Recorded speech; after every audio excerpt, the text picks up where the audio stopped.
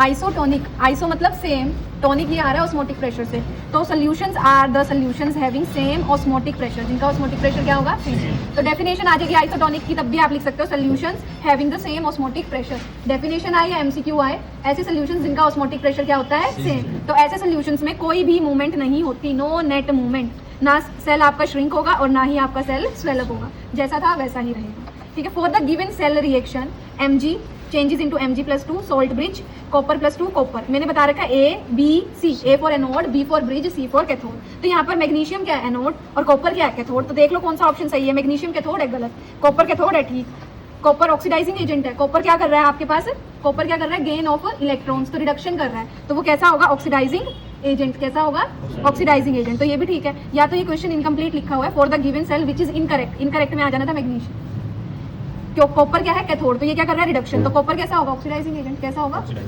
Next है identify the order of reaction from the rate constant, के की value given है 2.6 10⁻⁴ लीटर पर मोल पर सेकंड। देखो आपको वैल्यू से कुछ लेना देना नहीं है, आपको पता होना चाहिए मोल पर लीटर की पावर क्या होती है 1 - n। अब यहाँ पर क्या है मोल -1 में है, क्या है यहाँ क्या है +1 में है, तो अगर मैं इसको -1 लाना चाहती हूँ तो मेरे को n कितना रखना पड़ेगा 2, 1 - 2 -1, तो यानी कि ऑर्डर क्या आ गया n क्या आ गया 2, क्या आ गया 2, तो सेकंड ऑर्डर की रिएक्शन होगी। नेक्स्ट दो क्वेश्चन अब आपके सिलेबस में नहीं है, 7th भी नहीं है। एक देखो which element does not show variable oxidation state, मतलब जिसमें ऑक्सीडेशन स्टेट बदलती नहीं है। देखो वेनेडियम,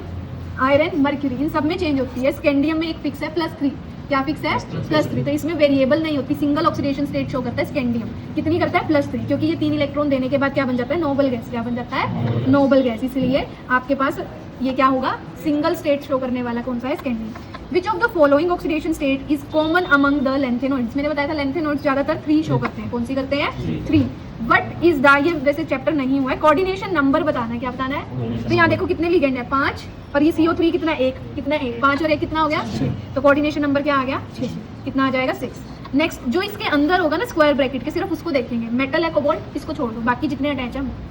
ये तो एक शॉर्टकट बता दिया, लेकिन यहाँ पर लिगेंड की टाइप पर डिपेंड करता है, वो हम चैप्टर में करेंगे। अब इसमें बताना है oxidation number of cobalt, CO का ऑक्सीडेशन नंबर बताना है, हमें पता है पोटेशियम क्या होता है +1,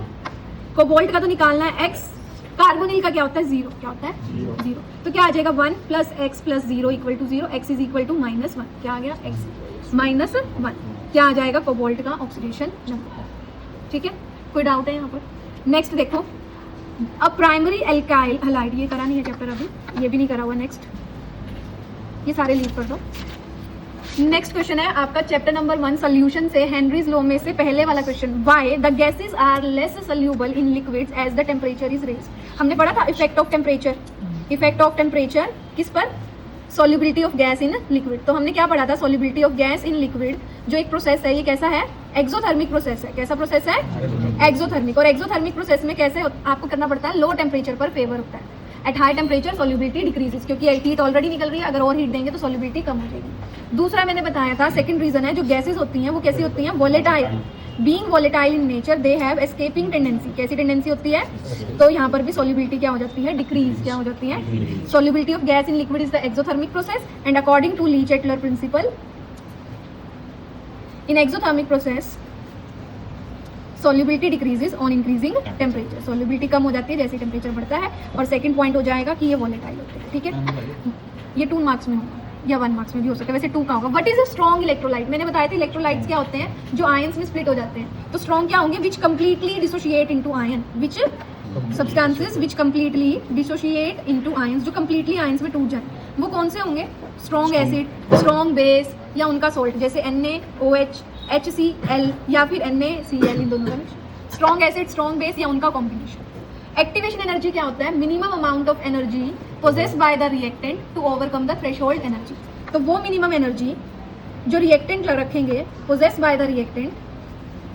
ताकि वो थ्रेशोल्ड को क्रॉस कर जाए, क्या कर जाए cross, to overcome the threshold energy, it is called activation energy. इसकी डेफिनेशन आनी चाहिए और फॉर्मूला आना चाहिए, सिंबल होता है E for energy, A for activation, ठीक है।